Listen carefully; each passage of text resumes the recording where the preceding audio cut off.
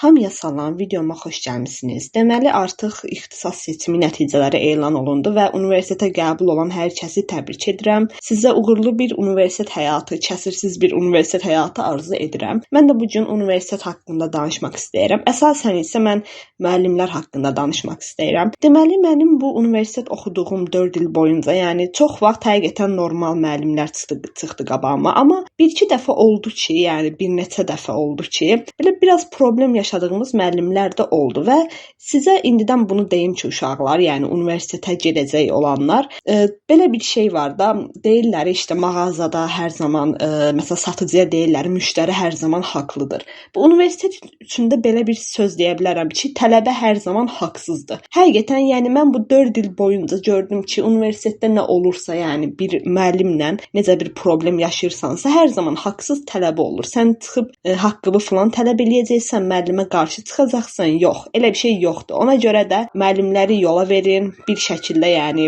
düzü, yəni çox vaxt normal insanlar çıxacaq qabağınıza, yəni yaxşı müəllimlər olacaq.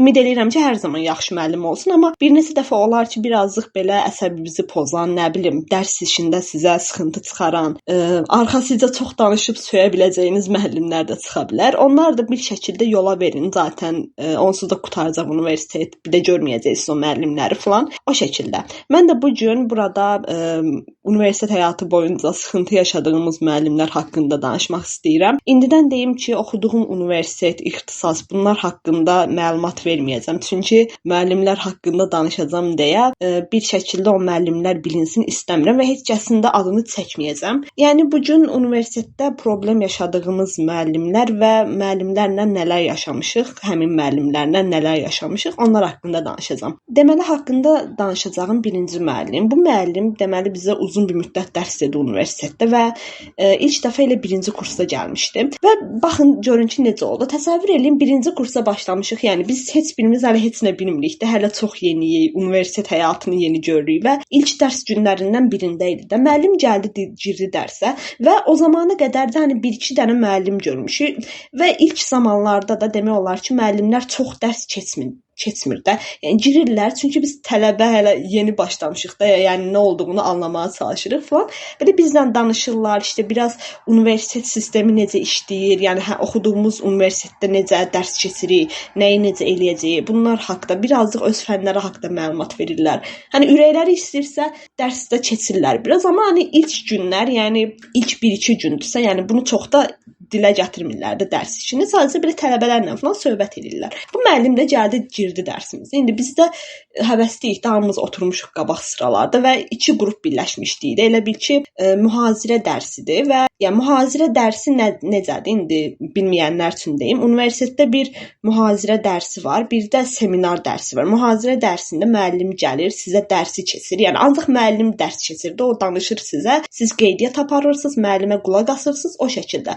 Seminar dərsində isə siz öyrəndiklərinizi müəllimə deyirsiniz. Yəni müəllim sizdən dərs soruşacaq. Qısaca bu şəkildədir də. İndi bu müəllimlər də çox vaxt ayrı oldu. Mühazirə müəllimi ayrıdır, seminar müəllimi ayrıdır. Bir də belə bir şeydir ki, mühazirə dərsi olanda biz 2 qrup birləşirdik. Yəni bir qrupda 25 nəfər uşaq olurdusa, mühazirə dərsində 50 nəfər uşaq oturmuşuq da. İndi ilk dərs günlərindədir, yəni dediyim kimi müəllim girdi sinifə, biz də belə baxırıq həvəslə və indi təsəvvür eləyin ki, müəllim girib dərsə, yəni başladı bir şey danışmağa, amma heç kəs heç nə başa düşmür də. Yəni o qədər sakit səslə danışır ki, özdə yaşlı bir müəllim idi, yaşlı kişi müəllim idi.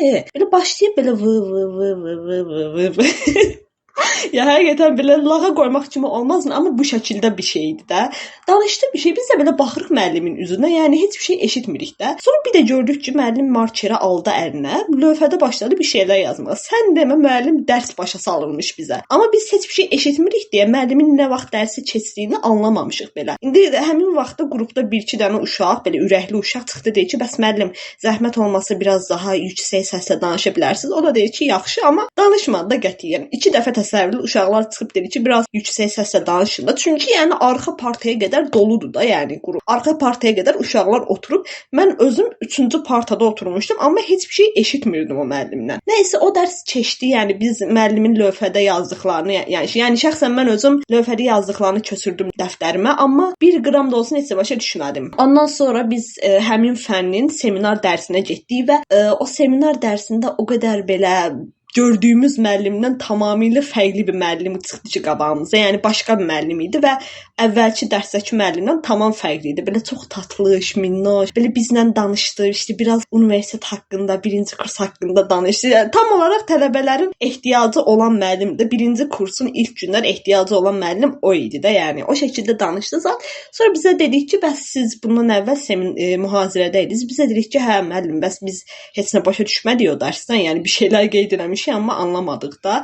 O deyir ki, hə narahat olmayın, mən sizə başa salaram. Belə çıxdı lövhədə izah elədi dərsi və o qədər asan deyilmiş ki, həqiqətən o müəllimdə elə bir ki, biz 90 dəqiqə dinlədiyim mühazirəni heç bir şey anlamadıq. Sadəcə boş-boş baxdıq da, yəni baxdıq və yazdıq. Amma bu seminar müəllimi bizə 2 dəqiqədə dərsi başa saldı, anladıq. Çox da asan bir dərs imiş də, yəni müəllimdən müəllimə çox fərq var. İndi bu danışığından heç bir şey başa düşmədiyimiz Sakit müəllim isə nə etdi? Yəni bizə 2 il boyunca dərs keçdi və hər zaman da o şəkildə oldu da. Yəni hər zaman sakit danışdı, biz də heç nə başa düşmədik və arada biz bir şey yaşadıq. İndi onu danışacağam sizə. Təsəvvür eləyin, bu müəllimin dərsində, yəni heç kəs oturmurdu da qabaqda. Deməli, normalda da onsuz tələbələr çox vaxt mühazirə dərsini yazmırlar. Yəni şimdi bu real bir şeydir. Tələbədə, yəni qrupda 50 nəfər tələbə varsa, məsələn 15-20 nəfər maksimum oturur qabaqda. Onda müəllimdən müəllimə fərq vardı. Elə müəllim var ki, biraz belə sərtdir, tələb eləyir ki, mütləq yazasınız, yoxsa mən sizə qiymət yazmayacağam, belə şeylər eləyir. Amma normal mühazirədə isə bir 15-20 nəfər oturur, yazır. Bəziləri isə arxada oturur, bəzisi yatır, bəziləri belə sakitcə söhbət edir, bu şəkildə keçir. Amma bu müəllimin mühazirəsində isə 5 nəfər falan maksimum otururdu qabaqda. Baxın, qabaq sırada otururdu. Orta sıralar bomboş olurdu və arxa sıralar doluydu da. Yəni hər kəs arxa sırada oturmaq üçün, yəni bir-birindən dava edirdi az qala. Heç kəs də qulaq asmırdı bu müəllimin mühazirəsinə. Yəni burada birazcıq müəllimdə də şey vardı. Yəni bəlkə də o dərsi qulaq asa biləcək tələbələr varkən onlar da heç qulaq asmırdı. Çünki heç bir şey başa düşmürdük də. Yəni müəllim danışır, çox sakit danışır, bir şeylər yazır, anlamırıq, başa düşmürük. Özəlliklə bir də bilirsiniz nə olmuşdu? Dedim indi bir 5 nəfər falan qabaqda oturub müəllimə qulaq asır. O uşaqlar da bizə dedi ki, sonradan bəs bu müəllim bir şeylər yazdırır bizə, amma bizə yazdırdığı dərsin, yəni imtahana düşəcək suallarla əlaqəsi yoxdur da. Sonrakı illərdə bunu gördük ki, yəni müəllim elə-beləzinə bir şeylər yazdırır uşaqlara, amma nə yazdırır heç özümüz də başa düşmürük. Biz tamamilə hani imtahan suallarını gedib işte seminar müəllimi bizə PDF falan atırdı, oradan hazırlaşırdıq da. Yəni indi gəlsən tələbəyə günahlandır ki, sən niyə dərsə qulaq asmırsan, yəni məsələn də niyə qulaq asmırsan? İndi günah tələbədə olacaq da. Hə, indi biz nə yaşadıq bu müəllimdən sonrasında? Nəhayət bu mövzuya gəldi. İndi biz bu müəllimlə nə yaşadıq? Deməli, 2-ci kursun 2-ci semestrində müəllim bizə dedi ki, bəs sizə kollektivum keçiriləcəm. Bəs bu kollektivum nədir? Bilməyənlər üçün deyim ki, yəni təsəvvür eləyin, məktəb vaxtı ayda bir dəfə bizdən test keçirirdilər, işte keçdiyimiz dərs üzərindən test eləyirdilər. Yəni öyrəndiklərimizi yoxlayırdılar da. Kollektivum da o tip bir şeydir, amma test formatında olmur da, daha çox belə yazılı formatda falan olur da. Yəni öyrəndiklərimizi yazırıq falan, elə bir şey. Bu müəllim də bizə dedi ki, mən sizdən kollektivum alacağam. Amma bizə bu təəccüblü gəldi. Niyə? Çünki bayaq sizə dedim ki, mühazirə müəllimi, bir də seminar müəllimi var da. Bu kollektivumda normalda seminar müəllimi alır. Yəni hər zaman bütün fənlərdə o şəkildə gedirdi. Seminar müəllimi götürürdü. İndi bəzi fənlərdə həm mühazirə müəllimi, həm də seminar müəllimi eyni müəllim olurdu. Elə olan halda o müəllim alırdı da bizdən kollektivumu. Amma seminar müəllimi fərqlidirsə, seminar müəllimi alırdı. Yəqin başa düşdünüz. Və bizə də qəribə gəldi və mən o an anladım ki, yəni müəllim işte 2 il boyunca bizə heç bir şey demədi. Sadəcə susdu, gəldi, dərsini keçdi, getdi. Amma içində bu vaxta qədər yəni yığıbmış da, yəni bizə qarşı. Çünki bəzən hani uşaqlar birazcıq dərsində çox səs-küy salırdı. Bu da dayanıb belə baxırdı uşaqların sifətinə ki, susaq da. Yəni, çox əsəbləşmirdi, amma içdən-içə o əsəbi yığıbmış və təbii ki də bizdən qisasını alacaqdı da, aldı da. Nə etdi? Götürdü bizdən kollektivumu keçirtdi. Biz də hamımız belə açdıq, götürdük rahat, yəni yazdıq da bir şeylər. Amma təbii ki də müəllim heç baxmadı bizim nə yazdığımıza, kimə hansı qiyməti istəyir onu yazdı. Hansı uşaq ki, o saydığım 5 nəfər falan var ya, onlar ki, qabaqda oturub müəllimə belə hər dərs bezmədən qulaq asırdılar, işte mühazirəsini yazırdılar. O uşaqları götürdü 10 üzərindən, işte 8, 9 falan yazdı. Qalan uşaqları isə 5, 4, 3, 2 yazdı. Yəni bu şəkildə qisasını aldı və bu təbii ki də bizim ortalama qiymətimizə təsir eləyirdi. Biz yəni məsələn il ərzində 3 dənə kollektiv qiymət almalıyıq. O uje bizim qiymətimizi aşağı salırdı. Mən də deyəsən 3 almışdım, mən 3 yazmışdı falan. Qisasını aldı da adam. Çox rahat da yəni şey elədi. Yəni demək istəyirəm ki, indi burada məsələn sən tələbə necə günahlandıra bilərsən ki, tələbə qulaq asmır müəllimə, tələbə şey eləmir. Yəni o müəllim bəlkə biraz daha başı düşülən olsaydı biz şey eləyərdik də, yəni oturub qulaq asardıq. Ya ən azından bütün qrup olmasa da bir çoxumuz şey eləyərdik də, yəni dərsinə, sözünə baxardıq da. Ya bir də ki bu müəllimin belə çox şey hərəkətləri var idi. Ya birincisi onsuz da yaşlı bir müəllim idi. Çox sakit danışırdı. Enerjisi falan yox idi və onu da deyim ki, uşaqlar, bir müəllimin yaşlı olması onun pis dərs keçdiyi mənasına gəlmir. Çünki başqa müəllimlər də oldu ki, belə yaşlı müəllimləri biz rast gəldik universitetdə, amma onların bir çoxu yəni olduqca enerjik, özünü ifadə eləyə bilən, dərsini keçə bilən, yəni öyrədə bilən müəllimlər idi. Amma bu müəllim həqiqətən tamamilə heç öyrətmirdi də adam. Əksinə öyrəndiyində yadından çıxırdı. Ya bir də ki bu müəllim nə edirdi? Çox siqaret çəkirdi, yəni çıxırdı koridora. Bir də qapalı koridorda təsəvvürün, pəncərə falan da yoxdur. Yəni pəncərə var, pəncərə açılmır da. Koridorun ortasında basıb çəkirdi siqareti. Sonra girirdi dərsə, sonra öskürməyə başlayırdı. Amma o qədər pis öskürürdü ki, yəni dəhşət pis öskürürdü də. Yəni o müəllim elə ki bu dəqiqə belə bir var ki normal öskürür, bir də var ki elə bir ki ağciyərləri bu dəqiqə boğazından çıxıb töküləcəkdi yerə.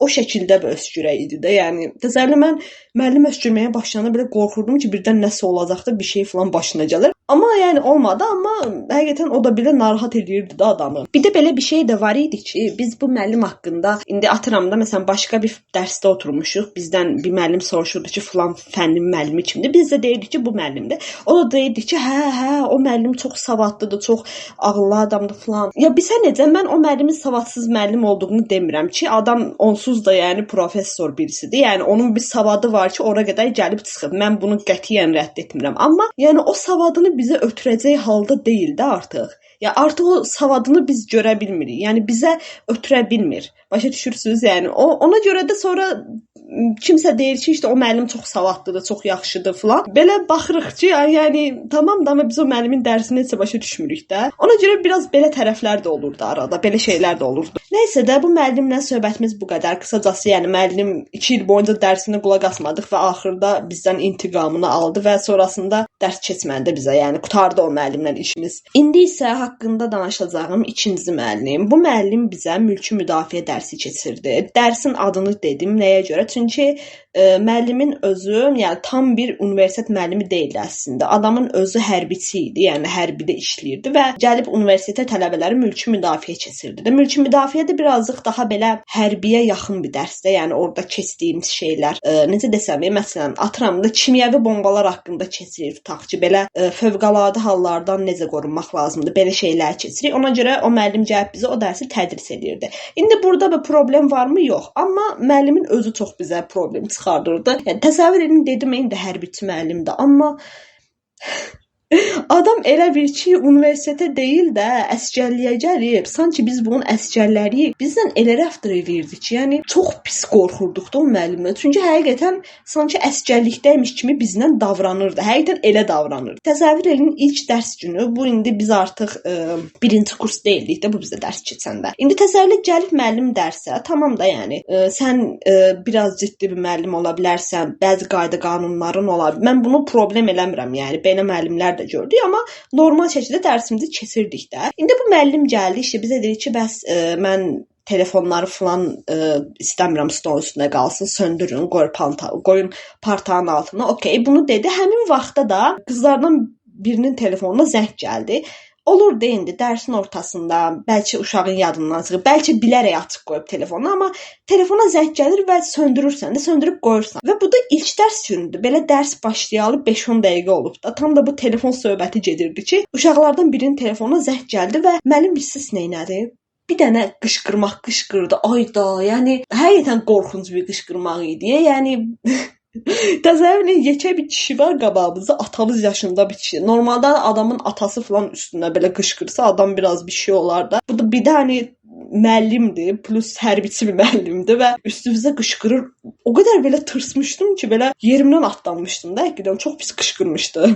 İndi sən necə adama bəlkə şey hiss etdirə bilərəm. İbtidai sinifdə falan müəllim qışqırar, qorxarsan, elə bir hiss olur. Həqiqətən bu müəllim də elə bir hiss yaşatdı da bizə. İnanın ki, yəni o bizə bir semestr dərs idi, amma o qədər yəni əsəblərimizlə oynadı ki, birdən-birə çox pis qışqırırdı. Yəni tamam, sən əsəbləşirsən, tələbə nəsə eləyib ki, çox böyük bir şey də eləməyib. Sadəcə telefonuna zəng gəldi və qız indi yadından çıxıbdı, o anda telefonunu söndürməyib də. Sən bir dəfə deyərsən ki, bir dəfə lap ciddi bir tonda deyərsən ki, o telefonu söndür, qoy, mən xoşuma gəlmir. O hal bir neçə dəfə təkrarlananda qışqırarsan da, ilk gündən belə bir şey göstərməzsən də tələbələrə, yəni.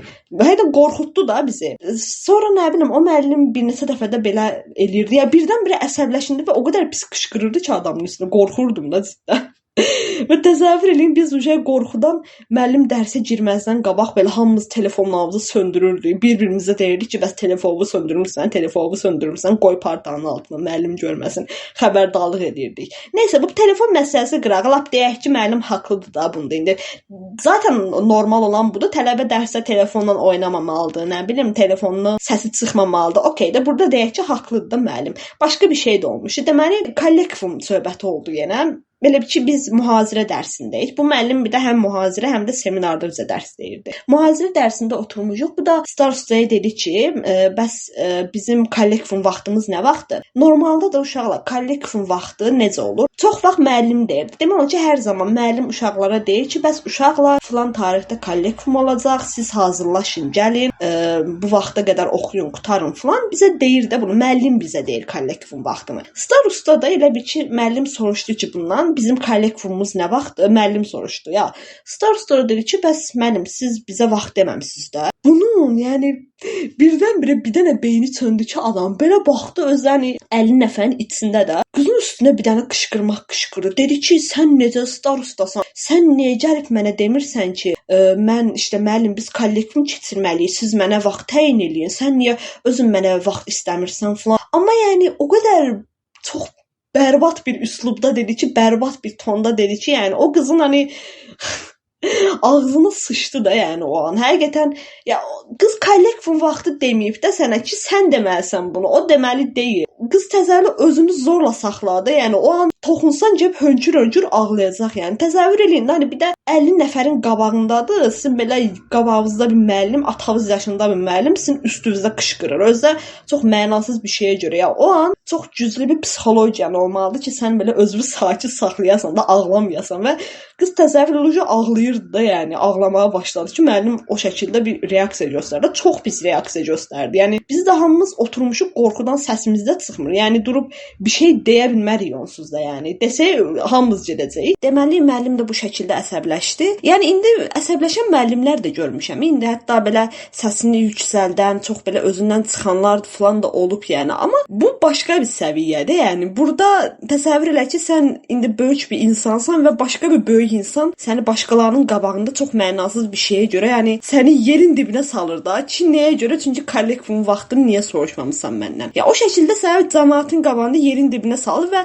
çox belə adamın qürurunu sındıran bir şey olar da. Yəni kimsə istəməz ki, onun üstünə bu şəkildə gəlsinlər. Nəysə də biz də dediyim kimi heç birimiz heç nə deyə bilmədik. Yəni durub çünki qarşı çıxsaq, hər kəs birinci çəkinir. Sonrasında nəsə bir şey desək, bütün qrupa problem yaranacaq. Yəni müəllim daha da əsəbləşəcək. Ona görə ya bu anın bir an öncə bitməsini falan gözləyirik. Nəysə axır sonrasında müəllim belə sakitləşdi, işte sonrakı dərs, bir də dərsimiz var idi dalbadal. Sonrakı dərs dedi ki, hə mən bayaq starostaya əsəbləşdim. Belə gülə-gülə dedi bunu, zarafat edirdi indi. Dedi ki, hə mən bayaq starostaya əsəbləşdim. Bizim belə bir münaqişəmiz oldu falan. Zat belə baxdı, güldü qızın üzünə. Qız da belə gülümsədi, amma gerçəkdə o deyildi də, yəni o ifadə etmək istədiyi duyğular o deyildi. O boyda psixologiyasını pozduqdan sonra da durub belə zarafata şey də eləməzsən də ən azından. Nəysə, indi deyəcəksiniz ki, yəni bu necə bir müəllimdir? Bu müəllimin heç mi yaxşı tərəfi yoxdur? Var idi. Şimdi dürüst olacağam, yəni atalar sözü var, yoxsa yox idi. Bu türklərdə var idi. Deyir, icidə öldür, haqqını yemə. Yəni şəxsən qiymət yazırdı adam. Bizə demişdi ki, ilk gün gəlmişdi dərsə, dedi ki, bəs mənim fənnim çətin fəndir, bu fəndən kəsilə bilərsiniz, çox kəsilən olur falan. Yəni bunu deyib gözümüzü qorxutdu, amma belə qiymət söhbətində bizi çox da incitmədi. İndi işte uşaqların bəziləri 34-ə çatmaq istəyirdi. Onları çatdırdı. Belə çətin vəziyyətə salmadı. Yüksək qiymət istəyənlərə yazdı. Çünki mülki müdafiə də belə şey bir dərsdir, humanitar bir fəndir. Bir də çətin də bir fəndir. Yəni bir var ki, humanitar fənlərdə, yəni belə uzun sözlü olan fənlərdə bir şeyləri öz sözlərindən danışmağı bacarsan. Məsələn, mülki müdafiə elə deyildi. Bir də müəllim bizdən tələb edirdi ki, siz mənə əzbərləyin, danışın. Və əzbərləməli olduğumuz şey nədir? Atıram da indi kimyəvi bombaların növləri tutaq ki, belə içində belə nə qədər maddələr var falan. Belə həqiqətən öyrənməsi çətin bir fən idi və müəllim də bu barədə bunu bildiyi üçün çox da üstümüzə getmirdi. Qiyməti yazırdı indi. Həqiqətən o barədə yaxşı idi də indi sonda hamımıza yaxşı qiymətlər yazdı. Amma çox vaxtda yəni psixologiyamızla ödədik də bunun qarşılığını. Yəni mənim danışacaqlarım bu qədər idi. İndi bu video biraz belə anidən oldu və açdım və birdən-birə danışmağa başladım da. Normalda belə universitet videoları necə gedir indi, işte universitetə gedirsiniz, necə davranır, özünüzü necə aparın tərzində. Mənsə açıb burada keçmiş müəllimlərimin arxasıca danışıram.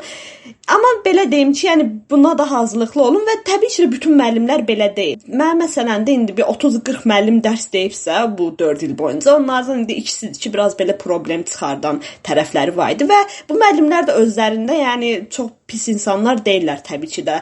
Amma indi necə desəm, tələbələri biraz belə problem çıxardacaq şeylər də eləyiblər də, onu demək istədim sadəcə. Və ümid eləyirəm ki, bu universitet həyatınız boyunca sizin qarşınıza xoş, gülər üzlü, yəni anlayışlı, sizə yaxşı qiymətlər yazan müəllimlər çıxar və eyni zamanda siz də həmin müəllimə layiq olduğu hörməti verərsiniz. Yəni çünki belə şeylər də olur ki, bəzən müəllim yaxşı davranır tələbələrə, amma tələbələr onun bu yaxşı davranışından sui-istifadə edir. Belə şeylər çox eləməyin də. Yəni sonra deyirik ki, müəllimlər niyə əsəbdir, niyə üstümüzə gəlirlər? Yəni indi bunun bir şey tərəfi də var. Mən təbii ki də bu videoda biraz müəllimlər haqqında danışdım, amma bəzən tələbələrdə də problem olur, yəni. Çünki görmüşəm ki, məsələn, çox yaxşı bir müəllim olsun. Yəni məsələn bizim qrup olaraq sevdiyimiz bir müəllim var idi. Bayaq sizə də danışdım hətta. İlk müəllim haqqında danışanda dedim, biz başqa bir müəllimi gördük, o bizə çox yaxşı davrandı falan. O müəllimi məsələn yaxşı bir müəllim idi, amma onu məsələn başqa bir qrup onu çox əsəbləşdirib özündən çıxarmışdı və tamamilə qrupun, yəni oradakı tələbələrin bir problemi idi də. Yəni məsələn belə hadisələr də olur. Amma indi bayaq videonun başında dediyim bir şey də var ki, müəllimlərlə çox üzbəüz gəlməyin və yəni belə biraz sıxıntı çıxardan, biraz sizin əsəblərinizlə oynayan müəllimlər varsa da yola verməyə çalışın. Çünki məsələn atıram da bir hadisə olur, %50% tələbə haqsızdır, 50% də müəllim burada haqsızdır və o haqsızlığın 100% də sizin üstünüzə düşəcək də. Ona görə də çox riskə girməyin və bu şəkildə, yəni mənim danışacaqlarım bu qədər idi. Sağ olun, salamat qalın. Bura qədər dinlədiyiniz üçün təşəkkür edirəm.